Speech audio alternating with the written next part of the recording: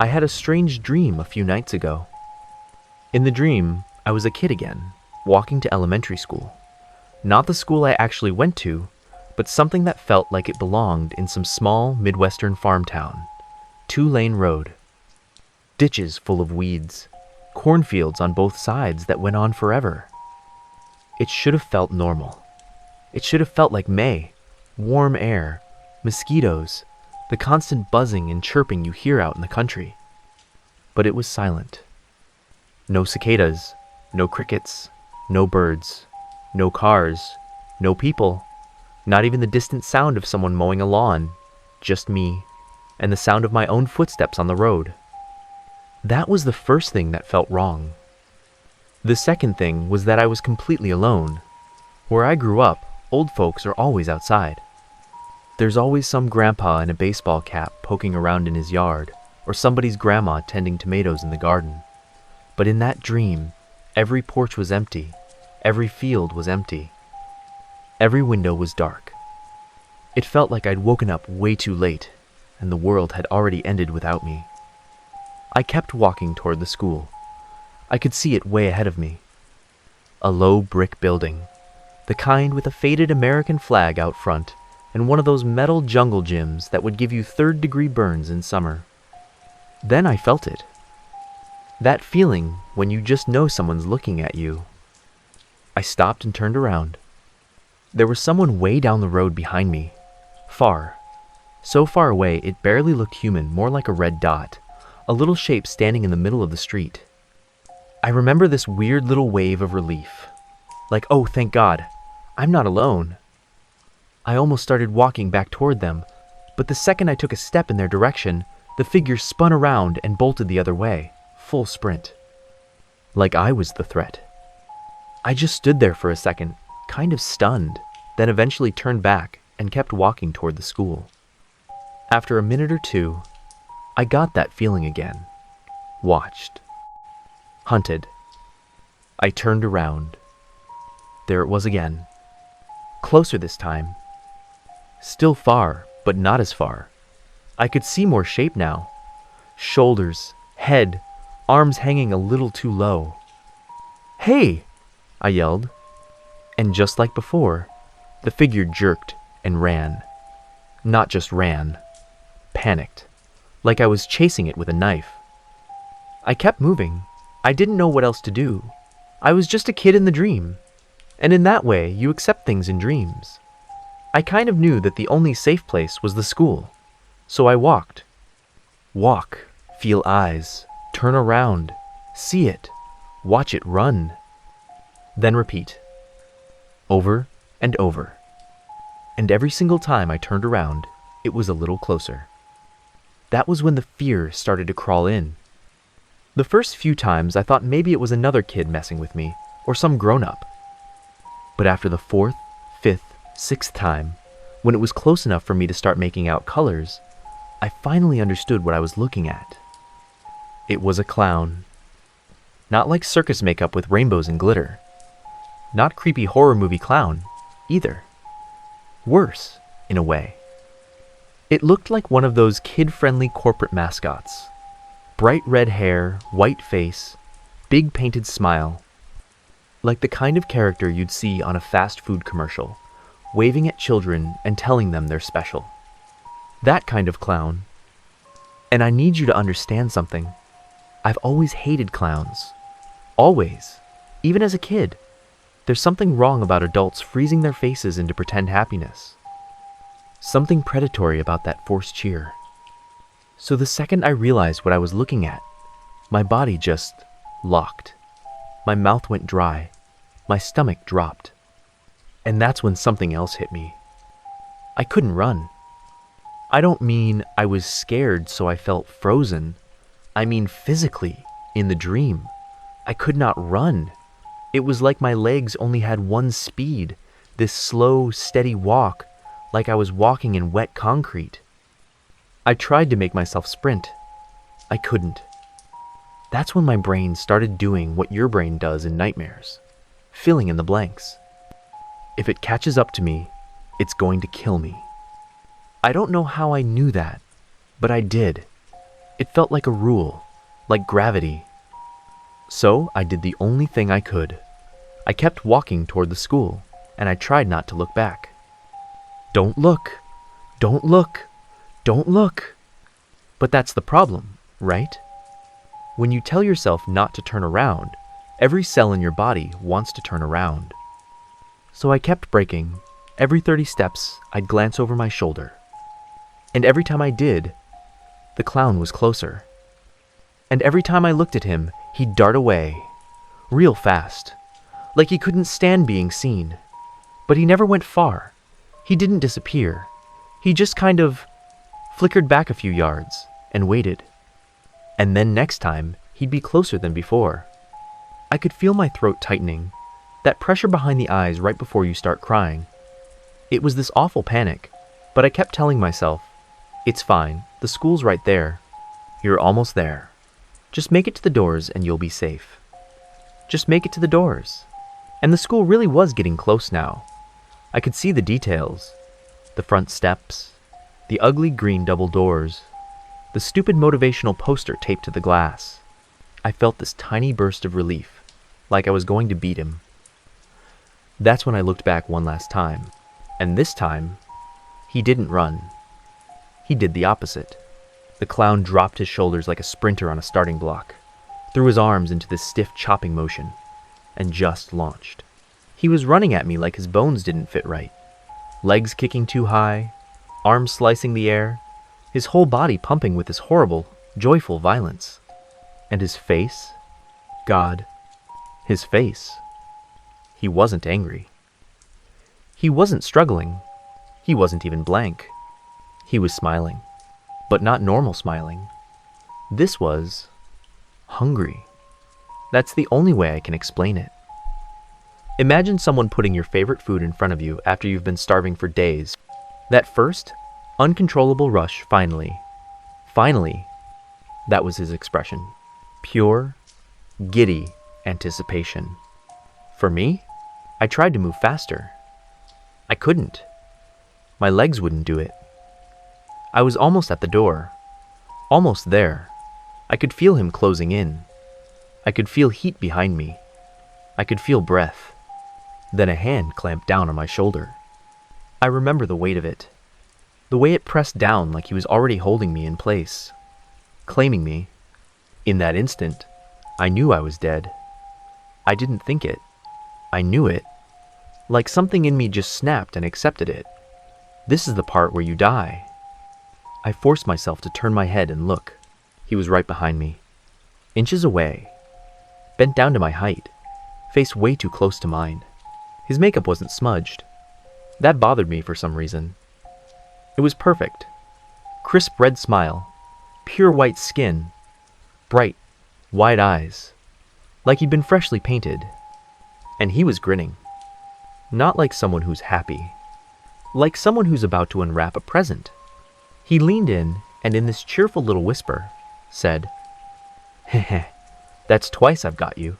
3 times, and I kill you." Then I woke up. I sat up in bed so fast I got lightheaded. I was shaking. My heart was hammering. My throat actually hurt, like I'd been swallowing back a scream. It took me a minute to convince myself I was awake. You know that feeling? When the room still doesn't look real yet? I turned on the light.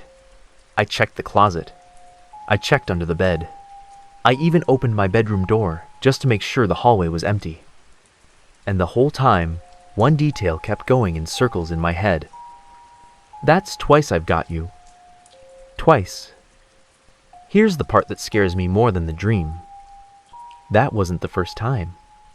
I'd almost forgotten, but when I was in elementary school, actual elementary school, I had this nightmare that messed me up for weeks.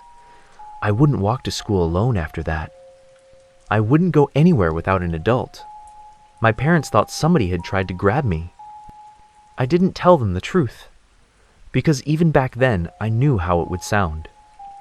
In that first dream, I was walking to school, alone, and something was following me. I don't remember everything about that first one anymore. Just flashes, red, white, that same painted smile. But I remember one thing for sure.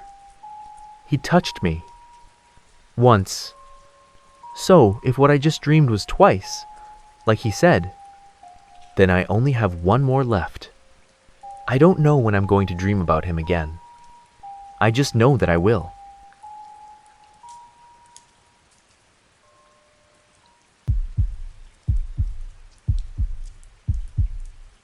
You ever have one of those dreams that keeps coming back? Same place, same feeling.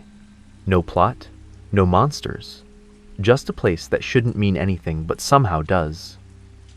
A few years ago, I was at a bar with an old friend from work, Ryan, one of those quiet types who only gets talkative after a few beers. Out of nowhere, he asked, "Ever dream of the same place twice?" Before I could answer, he started telling me about this recurring dream he'd had since childhood. He said it was always the same, an empty stretch of beach, gray sky, waves crashing high as houses. In the distance stood this 2-story beach house. Old, Western style, covered in vines, windows missing, doors hanging open.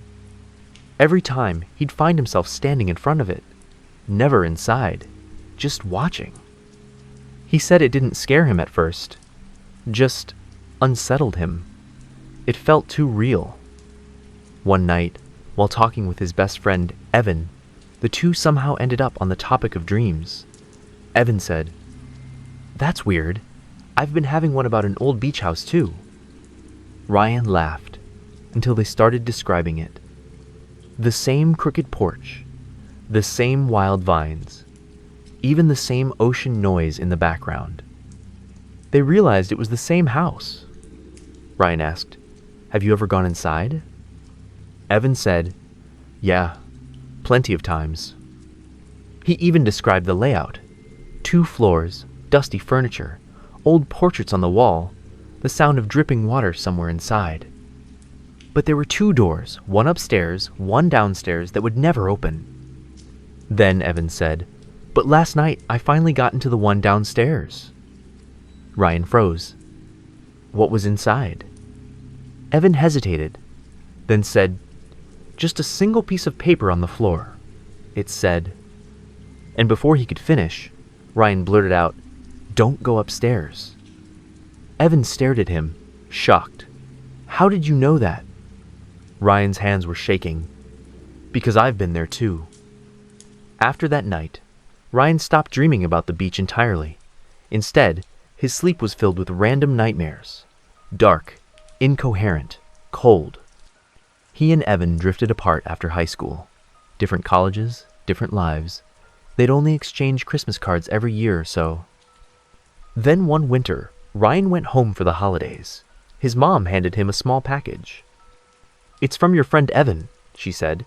"Came with a card." He opened it. The card read, "Hey Ryan, long time no see. Merry Christmas. Last night, I finally went upstairs." I went inside. Ryan said the words made his skin crawl. Because for the last few weeks, he'd been having the dream again. He'd see the house from the shore, walk toward it, climb the staircase to the 2nd floor. The hallway would be pitch black, but he could see that door, the one that never opened before. And every time it would open just a little.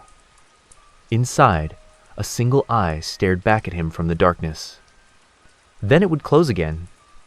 And every time, right before he touched the doorknob, he'd wake up. That night, after reading Evan's card, Ryan dreamed again.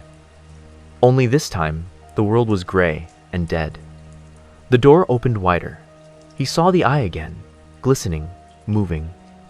Then came the sound, wet chewing, like something eating raw meat.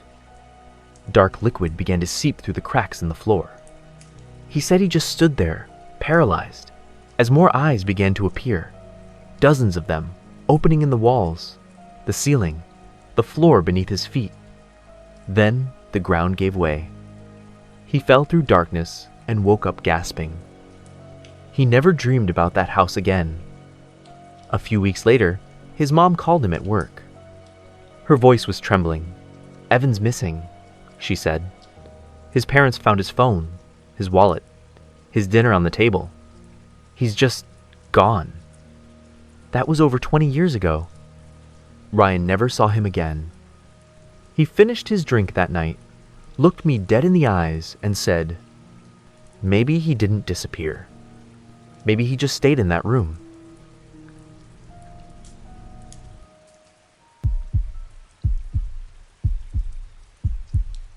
When I was 10 years old, I couldn't sleep without screaming. Every night, I'd wake up thrashing, clawing at my throat, gasping for air. My sheets were soaked with sweat. My skin turned pale. I stopped eating. Doctors said it was stress. A priest came once, no help.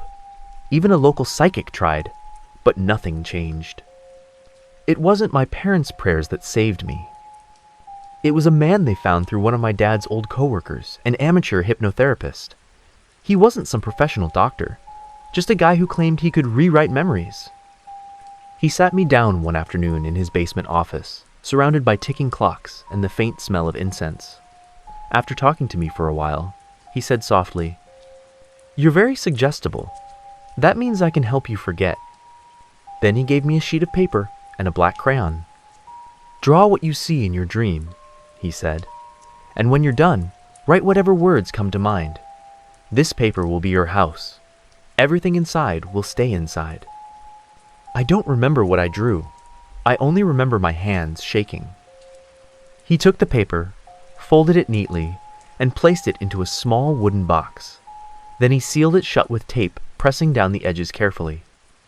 "Now," he whispered, "the nightmare is trapped. As long as you never open this box, it can't hurt you." He told my parents to hide it somewhere, only we would know. That night, for the first time in weeks, I slept peacefully. And the nightmares stopped completely. For years, I tried not to think about it. But that box stayed in my parents' house, tucked behind some old board games in the closet of my childhood bedroom. Even when I forgot what the dream looked like, the fear of it, the weight of it, never really left. After college, I went back home for a visit. My parents were out, and while cleaning, I found the box again. The tape had turned yellow with age. My curiosity started whispering, "It's been 15 years. You're an adult now. It was just hypnosis, just a trick." I wanted to prove it to myself. I wanted to drag whatever was in that box into the light. So I picked it up, and I started peeling the tape. The second my fingernail lifted that seal, something inside me broke loose. Memories came flooding back, every detail. I was standing in a Japanese-style room, tatami mats underfoot, thin paper doors around me. On the sliding door ahead, a small square window had been cut out. Behind it hung a mask, a smiling face, round and painted red, like a god or a clown. Only the face. No body beneath it. Bamboo shadows swayed behind the paper walls, their outlines twisting unnaturally. I could hear something moving beyond the other doors, doors that led to more rooms, and more doors beyond them, stretching on forever. Then I heard it. A low cooing sound, like a pigeon. Then the sound of doors sliding, slamming, closer and closer.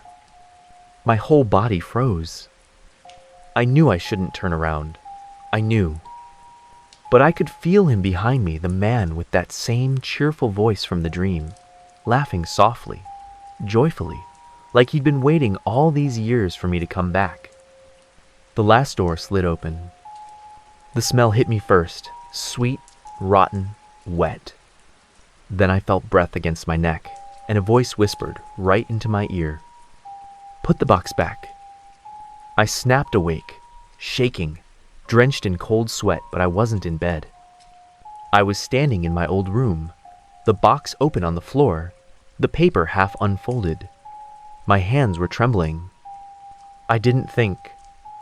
I folded the paper back up, sealed the box again with new tape, shoved it back into the dark corner of the closet, and drove back to the city that night. I've never touched it since. I don't even tell people where my parents live now, because somewhere in that old house, That box is still sitting there. And I know if anyone ever opens it again, something inside will be waiting.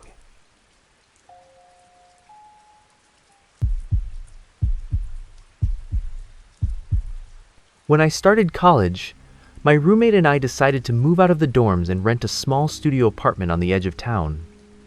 It used to be a garage, cheap, cramped, and a little musty, but it was ours. For the first couple of months, everything was fine. Then, one night, I started having dreams. They weren't ordinary nightmares. Every time, I'd dream that our front door would slowly creak open. A tall, dark figure would be standing there, motionless, just watching. I couldn't see a face, just darkness. I'd always wake up sweating, heart racing, but nothing would be there. At least, not at first. One night, I fell asleep at my desk in the living room while reading. In my dream, I was still sitting there, same book, same lamp, same silence. Then came the sound, the door opening. That same dark shape stood in the doorway. It didn't move. It didn't speak. It just vanished. I remember thinking, weird dream, and turned back to my book. That's when I heard it. From behind me, a voice. Low, rough, right by my ear. This is my place. I turned. The figure was there again, this time standing beside the TV. Before I could move, it charged at me. I screamed and woke up. My heart was pounding, but I laughed it off. Just a nightmare, right? Except something felt off. The room looked exactly the same, but the air was heavier. Out of instinct, I looked toward the TV. And it was there. That same black shape. It lunged toward me again. I screamed and woke up again. This time I was shaking, gasping, clutching my chest. I was still sitting in the same chair, the same lamp still on. I told myself, okay, now I'm awake. This is real. Until I saw the door handle turning. It was like being trapped inside a loop. Every time I woke up, I was still dreaming. The shadow always came back, closer, faster, more violent. Each time it charged, I'd scream myself awake, only to realize I wasn't awake at all. Eventually, I couldn't tell what was real anymore. My head hurt, my body wouldn't move. I thought I was dying inside my own dream. Then, something grabbed my hand. Hard. I looked up and saw my roommate. He was yelling, "Get up! We have to go!" He dragged me out of the apartment. I looked over my shoulder just long enough to see it. The dark figure, standing beside the TV, its head slowly turning toward us. My roommate slammed the door and we ran until we reached a 24-hour diner down the street. We sat there for a long time before either of us spoke. Finally, he said, "You're not gonna believe this." He told me that when he came home, he found me at the desk head down, twitching like I was having a seizure.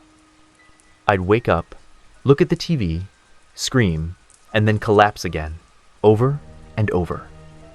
He thought I was sleepwalking until he saw it. He said there was a shadow by the TV, blurry at first, but getting darker, more solid. Then it spoke, in that same deep, rasping voice. "This is my place." That's when it started moving toward me. He said he didn't even think. He just grabbed me and ran. When he finished talking, I couldn't stop shaking. I wanted to believe it was all a dream, but the look on his face told me it wasn't. We moved out the next week. Still, sometimes when I fall asleep, I hear that voice again. That whisper right behind me, claiming the space I'm in. And I keep wondering, did the shadow crawl out of my dream? Or was it already there, waiting for me to fall asleep?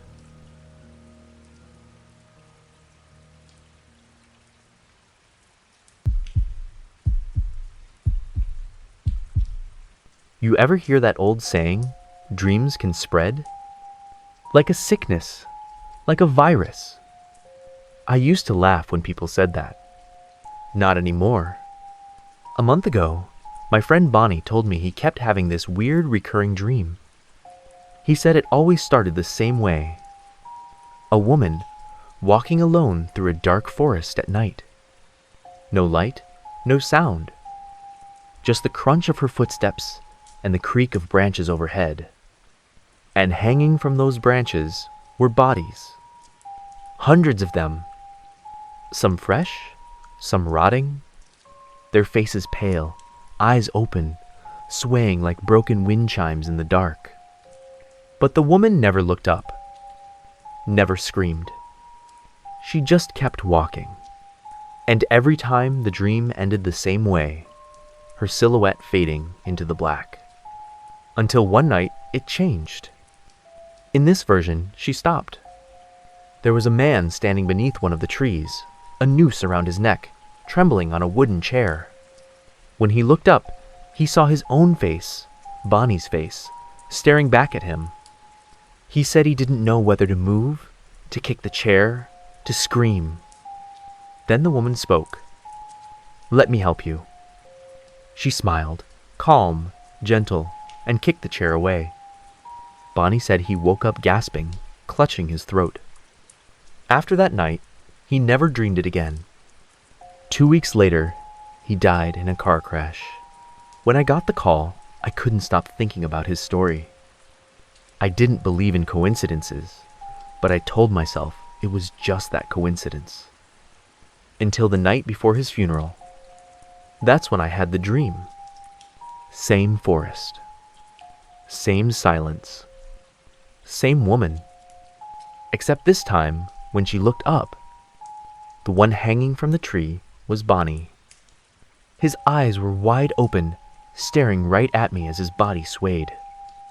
And when I woke up, my heart was hammering so hard I thought it would burst. I tried to shake it off, but the dream came back. Night after night. Sometimes the woman would stop and look directly at me through the dark. Sometimes I could hear whispers from the trees, voices I knew. I stopped sleeping 3 days ago. Coffee, energy drinks, anything to keep me awake. Because every time I close my eyes, I end up back in that forest. The air thick, the smell of rot, the creaking of rope. And the last time, she spoke again. Not to Bonnie this time, to me. "It's your turn." I woke up screaming, clutching my sheets so hard my nails tore the fabric. I don't know what's worse, that the dream spreads, or that the death does too. Because if what happened to Bonnie wasn't just coincidence, then I already know how my story ends.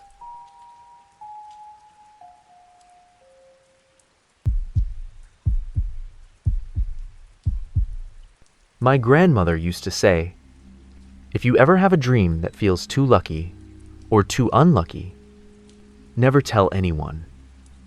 I didn't understand what she meant when I was a kid, but now I do. When I was younger, I used to have what people call precognitive dreams. I'd dream about something small, something normal, like walking into a store I'd never seen before or standing at a bus stop talking to someone about the weather. And then, days or weeks later, I'd find myself there. Same smell, same angle of sunlight, same words. At first, it was harmless. Little coincidences. Déjà vu that felt too precise. But then came the one I can't forget. It happened when I was 15. I'd fallen asleep after lunch, half buried under my homework. And I dreamed clear as day that my best friend, Nathan, was crossing the street near the corner by our high school. A semi-truck came from nowhere. He didn't even have time to scream. I woke up crying. My pillow was soaked, but by evening, the memory had started to fade like most dreams do. 3 days later, after school, Nathan and I were walking home together. The sky looked exactly the way it had in my dream, bright but pale, the sun sitting low behind the trees. And then that feeling hit me. That gut-level recognition that every precognitive dream gave me. I suddenly knew what was going to happen next. Nathan turned to me and said, "Hey, I'm going to swing by the gas station near the train stop. Who need anything?" My stomach dropped. That's what he'd said in the dream. I grabbed his arm. "Don't go." He laughed, thinking I was joking. "Why not? I'm meeting a friend." I pulled him closer, voice shaking. "Just please, don't move. Look up the street." He frowned but did it. And right then, a semi roared through the intersection, fast enough to shake the ground. It missed him by maybe 3 feet. Nathan went pale. "How the hell did you know that?" I told him the truth. Because I dreamed it. He didn't say anything for a while. Neither did I. That night, I couldn't stop thinking about it. For years, my dreams had shown me things.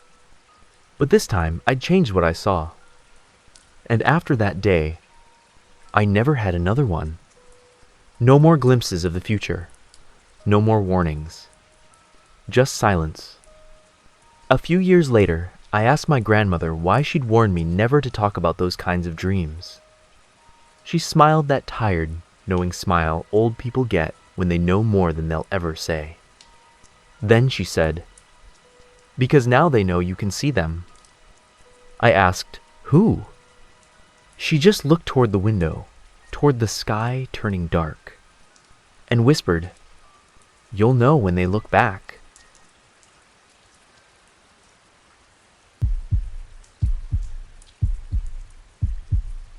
When I was a kid, maybe 9 or 10, I had what's called a lucid dream. That's when you realize you're dreaming while you're still inside the dream. And sometimes, you can even control it. I still remember it vividly. In the dream, I was sitting in a small diner with my mom. The place smelled like butter and coffee. The lights were warm and yellow.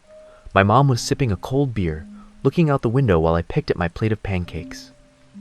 I turned to the waitress behind the counter, a cheerful older woman with curly hair and a red apron, and said, "Hey, you know this is a dream, right? You're not real." She laughed at first, wiping her hands on a towel. Then her face changed. She leaned closer, her expression completely serious, and said, "Sweetheart, this isn't a dream. I've been working here a long, long time. I make the best egg dishes in town." I remember insisting, "No, it is a dream. I'm going to wake up soon." She didn't smile again. She just said softly, "You really shouldn't say that." And then I woke up. Years passed. I'd almost forgotten about it. One afternoon, when I was in college, my mom and I were out running errands. We hadn't eaten all day, so we pulled over when she spotted a new breakfast cafe on the side of the road.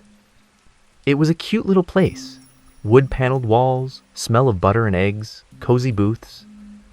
The sign outside said Sunny Egg Diner.